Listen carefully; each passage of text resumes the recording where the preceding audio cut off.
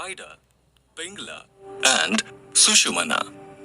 This part tells you of a strange discovery made by the Hindu scientists, how and why certain practices make one positive, courageous, daring, and passionate, while others make one timid, humble, obedient, and spiritual. This is one of the amazing secrets of the yogi and is worth many times the price of the entire course.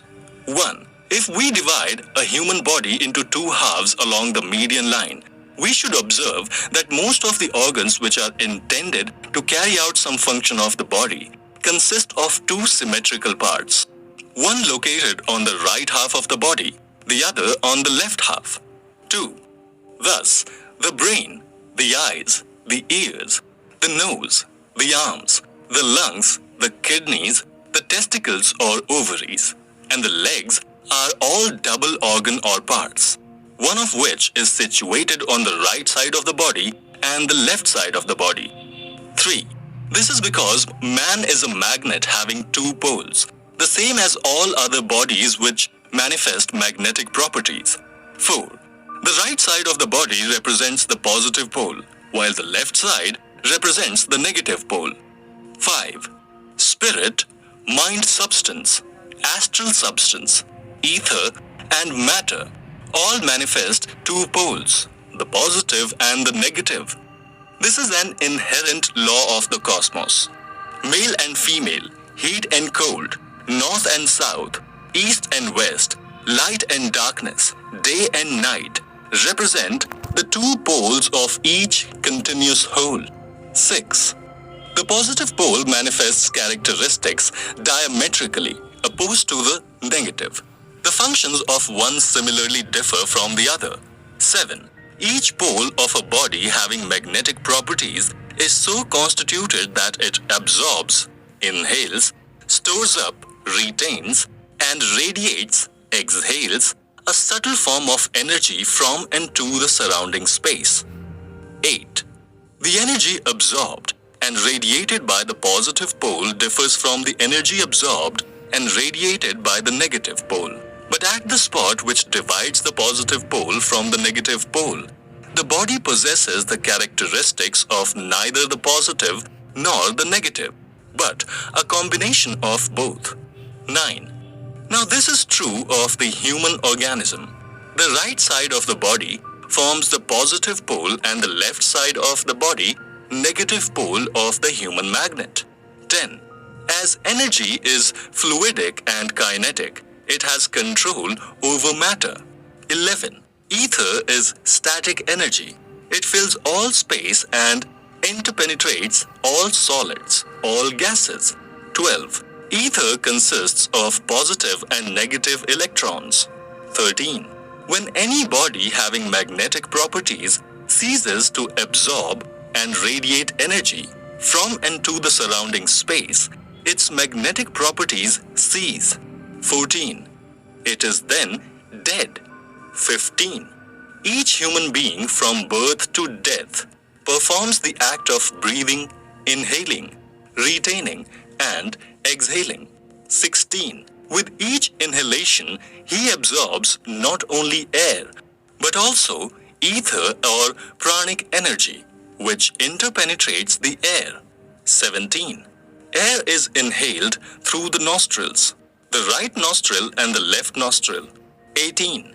The air inhaled passes through the interior of the nose, the pharynx, the larynx, the windpipe, and the bronchial tubes and enters the lungs.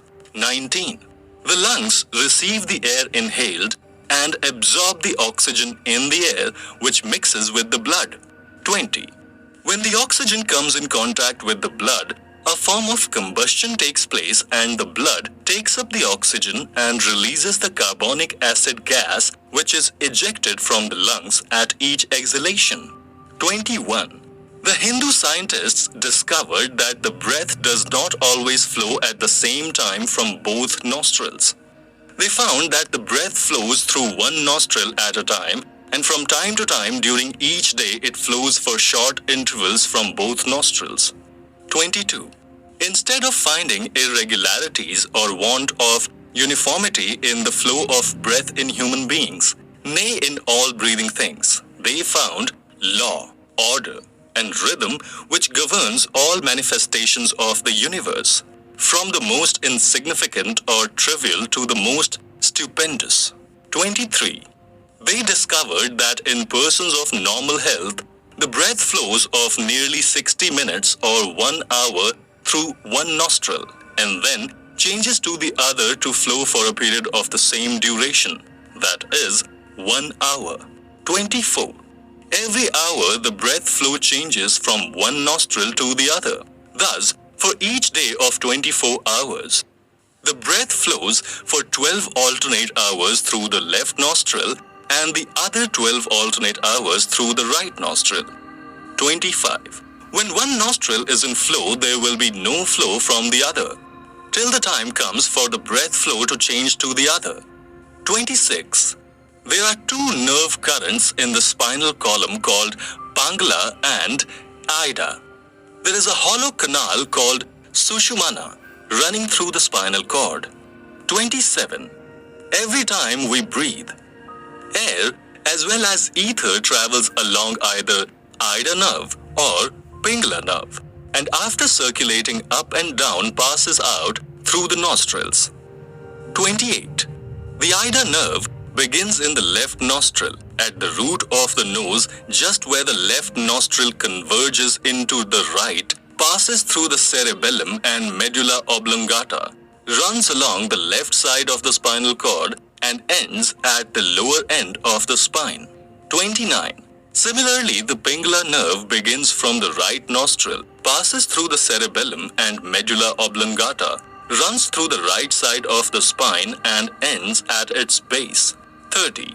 The Sushumna nerve or canal, though not directly connected with either of the nostrils, begins from the base of the brain or the medulla oblongata, runs down the central cavity of the spinal column and ends at the coccyx, where Pingala, Ida, and Sushumna are connected. 31.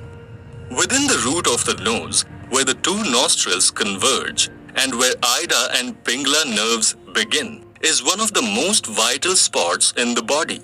This spot is very sensitive and manifests a peculiar kind of intelligence. 32. The roots of the Ida and Pingala nerves are located here. Their sensitiveness and intelligence are displayed in selecting etheric electrons from each breath of air which passes through the nostrils. 33. Within the interior chamber of each nostril there is a gate or shutter of cartilaginous formation. These gates are controlled from this vital center. When the breath flows through one nostril, its gates stand open, while that of the other remains closed. This spot is a vital center because health or disease, success or failure, gain or loss, life or death are the results which accrue from the way this center acts. 34. The planetary rays also converge at this spot and control its functions. And at this spot is located the helm which controls human life. Therefore, a yogi must learn to control this vital center and change the flow of breath as required from securing desired results. 35. When the Pingala nerve or the right nostril is in flow, the Ida nerve lies inactive or dormant, and the gate of the left nostril remains obstructed. Similarly, when the Ida nerve or the left nostril is in flow, the Pingala nerve lies dormant, and the gate of the right nostril remains shut. But when the Sushumna nerve or both nostrils are in flow, the gates of both of them lie ajar and both Pingala and Ida nerves are fully active.